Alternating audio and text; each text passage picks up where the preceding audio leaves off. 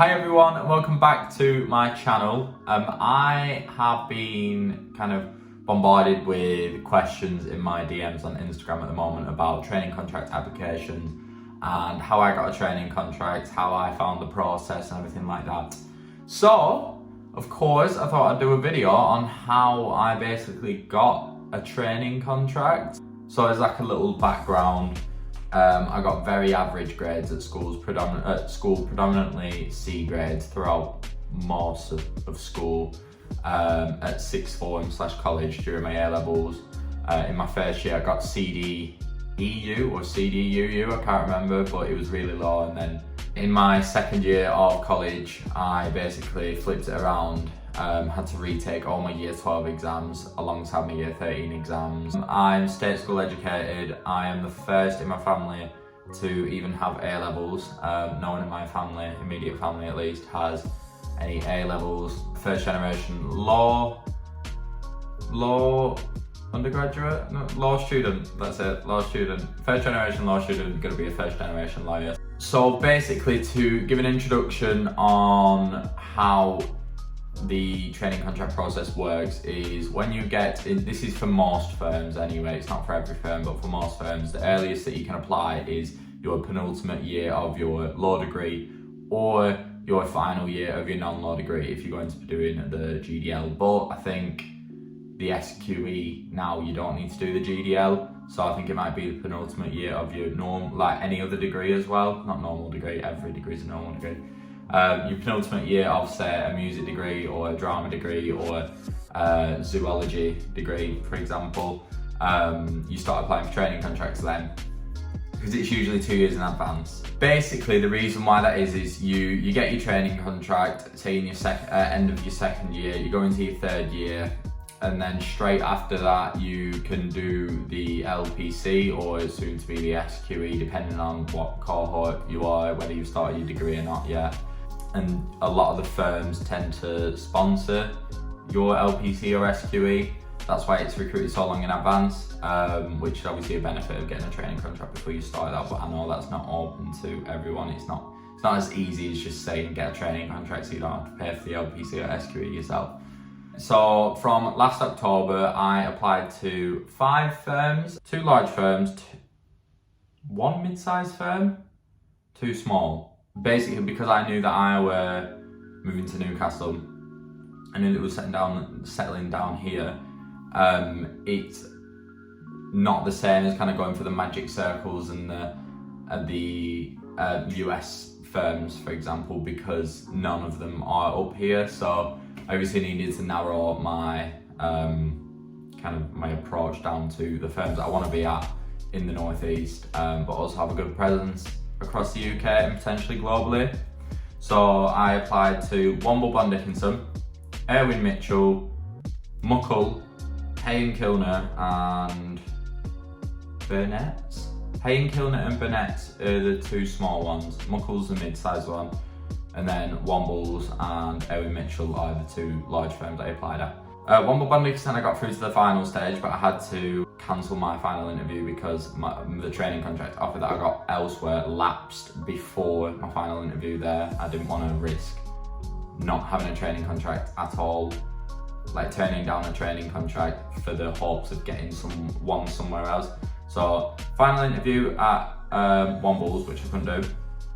Erwin Mitchell, I got to the video interview round, and then got rejected. Hay and Kilner, I got rejected from the application. Burnett, I got rejected from the application. And Muckle, I got my training contract out. So I'll be going into commercial law. So I'll be going into commercial corporate sphere. Anyway, so the reason obviously why you're watching this video is because you want to know how to get a training contract or what might help your chances in getting a training contract. So, your Uncle Jordan's here to help. That sounds so weird. So my first tip has to be to definitely narrow the amount of firms that you are applying to. So don't just send off 20 to 50 applications to all these firms with generic answers that are kind of copied and pasted throughout, because they're gonna know, and I know you've probably heard this a million times with other videos, but they will know if you are copy and pasting answers. If your answer is not so directly linked to that firm and really shows like, oh, it's clear you're talking about Clifford Chance here or Linklaters, then they're not going to take it into account because they'll know that it's a copy and pasted answer. I definitely think the first thing to do is narrow your approach down. And I know it sounds a bit scary when you're like, right, if I'm applying 2 to 3 years in advance and have to only apply to 5 to 6 firms, surely your chances are slim. But believe me, it's not as slim as you think, because you spend more time on them applications, you really put a lot of time and effort and research into it, and it shows. The main thing is it shows. You need to show passion for that firm in your application, which leads me on to my second tip, is to follow a structure for every single answer that you write. So any question that you have, I use the STAR method. If an example where a question would be, give us a time where you demonstrated teamwork, as an example. You'd start with the situation. So you'd say, one time where I demonstrated teamwork is when blah blah blah, and then you'll say what the tasks were. So ST, so situation, task. You explain the task, the action that you did in order to kind of achieve or overcome that task, and then R is the result. So situation, task, action, result. You want to follow that for every kind of competency-based question that you actually are answering, which helped me massively, I think. But then at the end of that, always link that example that you're giving back to why that would make you a good trainee solicitor, or why that would make you a good trainee at that firm. So every single time that I did that, talking about teamwork and blah blah blah, I'd then bring in my firm research. So I'd say teamwork is a valuable skill for trainee solicitors to have at Linklaters based on XYZ and blah blah blah, and you bring in the research that maybe you talk about a large deal that they've worked on, or maybe you talk about the corporate social responsibility, and bring that in, so it shows that not only are you showing why you'd be a good solicitor at that firm, but also why you want to be at that firm even more. And I think that is just like that extra step that people sometimes miss out, but it's so crucial, because it really shows that you've put in the time and effort into researching the firm, and you've also answered the question directly, which is massive. Like, it's such an important thing to do. So this might sound cliche, but my third tip has to be to change your mindset into thinking you are very much worthy enough of being at this firm. I know a lot of people say, I haven't got the grades, or I haven't got the background, or I don't fit in to being a lawyer at X firm, even though I want to be there. Why not? Why not? Because if you don't do it, someone else will be.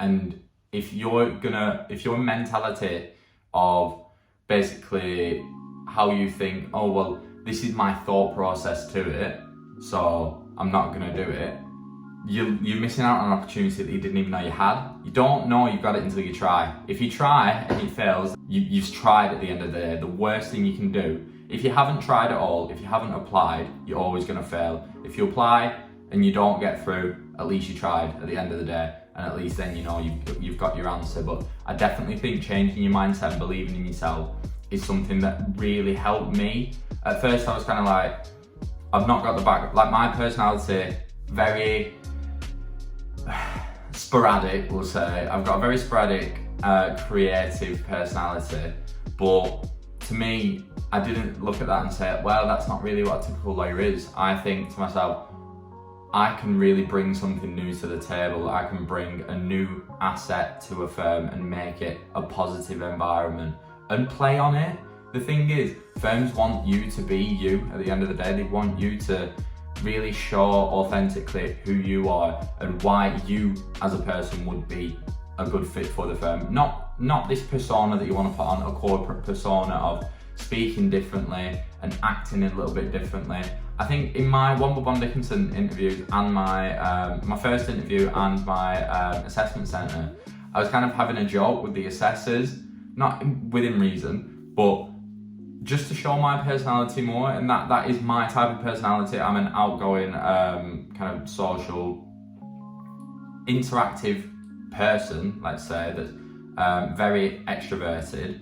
and I just let that show. I let that shine, because the best thing you can do is be authentically you in these situations. Otherwise, people are going to spot when you're not showing your true identity, your true self. Like they're gonna spot that you're putting on this persona, and actually that can come across as worse for you. So literally you just need to be yourself. And I'm sure a lot of people have said this before, but it's one of the biggest tips I can give you, is to just genuinely be honest, be open, and just be you, because it will go so much further than if you was to put on this persona and then eventually you have to keep up with that. If you get a training contract based on a personality that isn't yours, and you're putting on this persona, you always have to keep up that in your working environment for the rest of your career. And why would you want to do that? You want to enter a career fully yourself, immerse yourself in it, and learn based on your actual personality. Tip number 4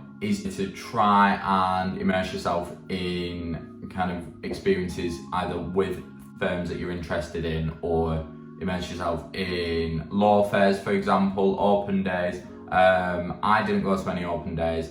I have had interactions with the firms though, based through Legal Cheek. Legal Cheek hosts a load of different events that you can go to, and they're usually at the firms as well. I remember in my first year, I went to a panel talk event at Pinsent Masons in Leeds with Legal Cheek, and that was really interesting to watch. Gave you a little insight with the firm, and basically what usually happens is you'll go to these panel events. Obviously there'll be the panelists, and then afterwards you have a networking event basically where you'll speak to the panelists, you get to know them a little bit more, and that's when you can kind of let yourself shine as well. And I think if there's grad recruitment there especially, they will if they get to know you and you give off a good impression, they'll remember that for when your application comes through. So my 5th and final tip is to definitely utilize non-legal work experience. So I actually probably should have mentioned this earlier.